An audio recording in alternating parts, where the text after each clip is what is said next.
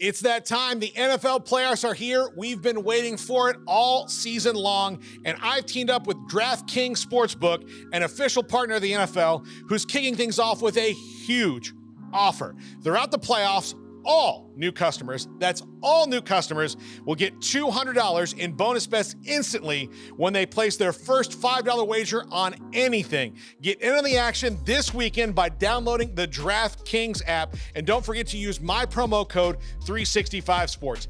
That's right, customers who bet $5 will get $200 in bonus bets instantly. But you say, Paul, I signed up for the DraftKings app the first time you told me to. Well, guess what? If you've already signed up for it, like I have, you get a no sweat bet, and that's if you get a bonus bet back if your same game parlay does not hit. Max limits do apply.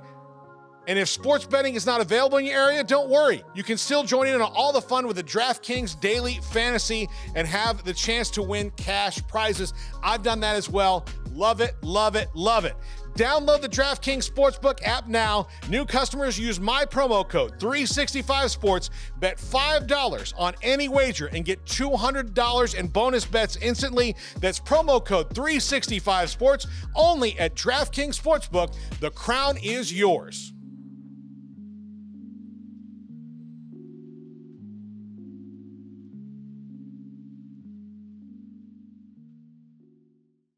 Top 5 Kalen DeBoer replacements.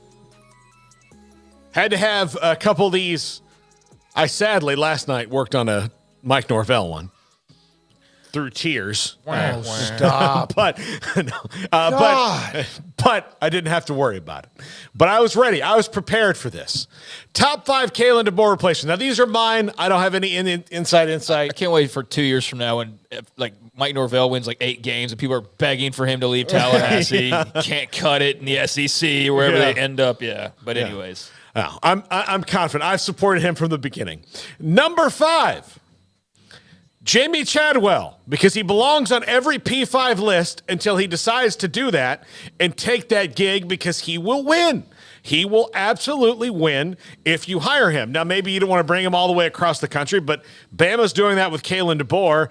I know Liberty's paying well, and he probably hasn't had that opportunity open up. That's the one where he would take that jump and make the big swing, but I really do think that this is a guy that someone has to look at eventually, because much like Kalen DeBoer, all he's done is win where he's been, and Washington took that chance with Kalen DeBoer. I think that would be a school that would take the chance with Jamey Chadwell, albeit they have a new athletic director, but who may have no connection to Jamey Chadwell at all, or wanting to go and grab somebody out of the lower levels. But I do think he's a great head coach, and he'll be a great head coach where he is. The furthest west he's ever been, I think, is Greenville, Alabama, or maybe Mississippi, or that's practically East Tennessee State. That's practically San Diego. Yeah, it is. Yeah, I mean, I know I've read articles because I've been wondering what's kind of the holdup, and I know there was one I stumbled across from a couple of years ago. I was talking about the NCAA violations that had seemed to have followed him at a couple of stops.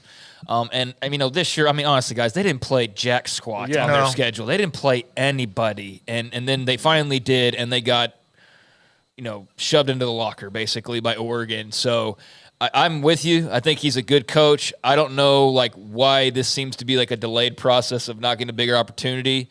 And maybe it doesn't seem like that big a deal. I think I just hear Paul mention it so often when every single coaching search, you bring him up for candidacy if it's in the South. And so at some point that's going to break.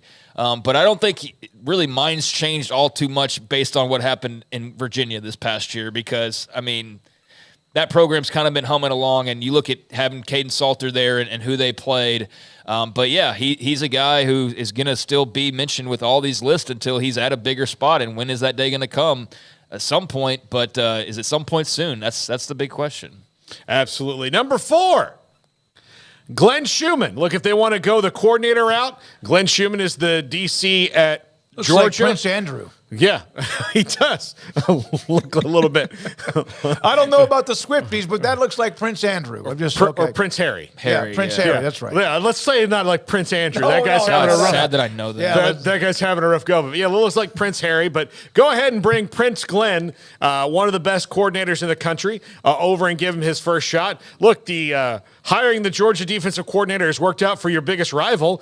Maybe you copy suit there. I thought that when I was waiting to hear the coordinator name for Alabama, this is the guy I was expecting to hear because he's a Bama grad. He's in that tree. He's been at Georgia. That hurts your rival, all that. Not, Tommy Rees. You know they have to have an internal candidate most of the time, but I expected to kind of hear his name floated out there and didn't. So maybe, again, this could be an opportunity for him, but he's been a very successful over the last couple of years taking over for Dan Lanning, who left and went to Oregon. Okay. He was actually a name that was like a long shot with Alabama.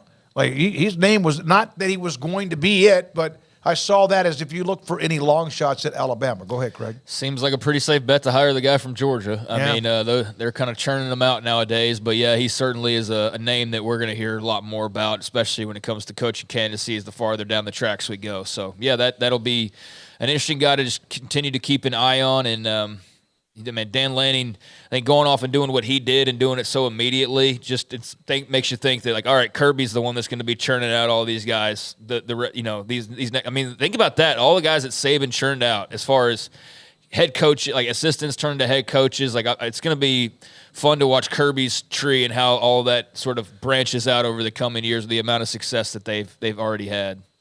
Number 3.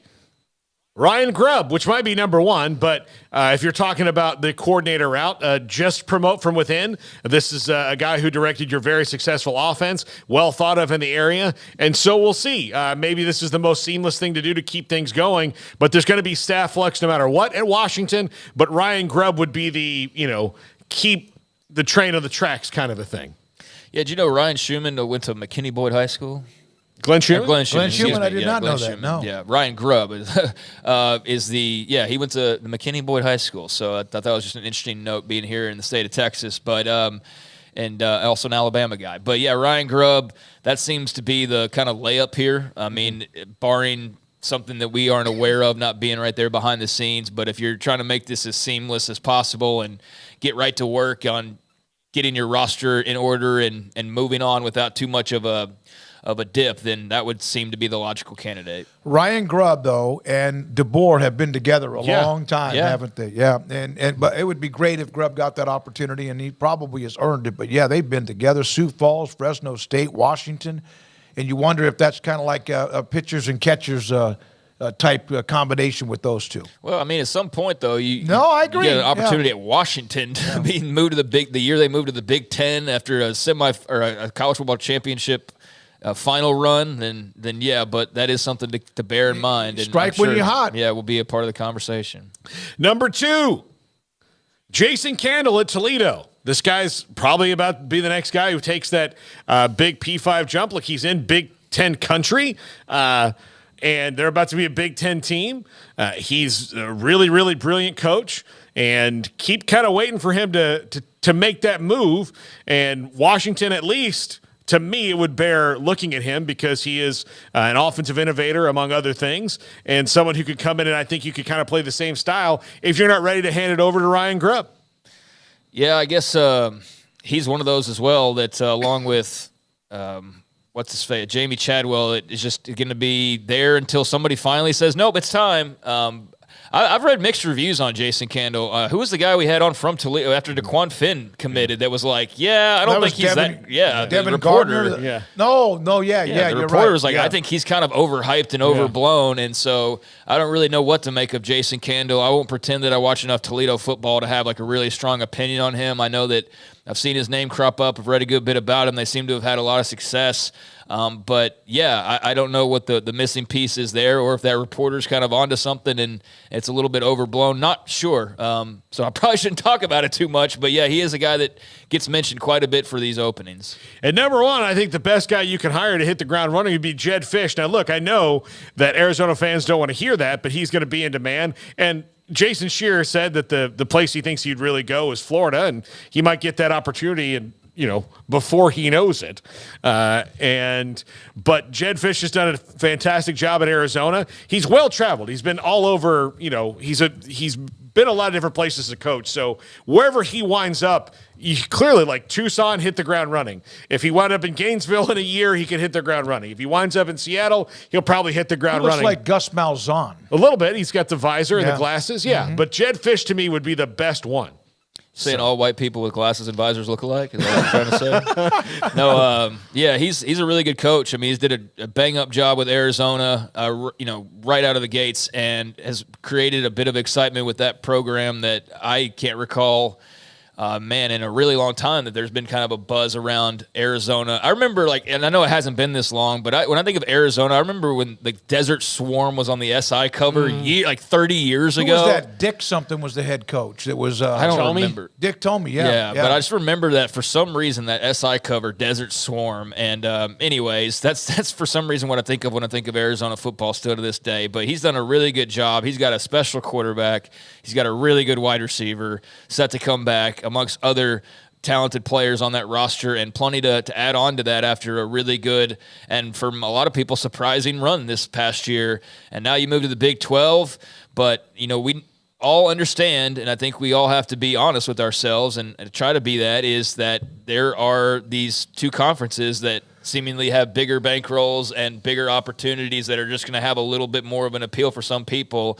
And so I think you're always going to have to be on alert whenever one of those jobs opens up, and so, that's something I think that Arizona fans, until that job gets filled, you got to be a little nervous, because he's just a logical guy to be looked at, and he's a really good coach. So, I wouldn't be surprised at all to see Washington kick the tires if they decide to make it a prolonged or non-in-house hire.